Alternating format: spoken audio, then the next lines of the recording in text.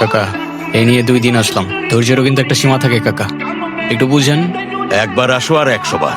আমার জবাব একটাই, আমার জমি আমি দেব না। দেখেন কাকা, এখানে বড় একটা ফ্যাক্টরি হবে, আর 10 জন কাজ করার সুযোগ পাবে, আপনার এলাকা উন্নত হবে।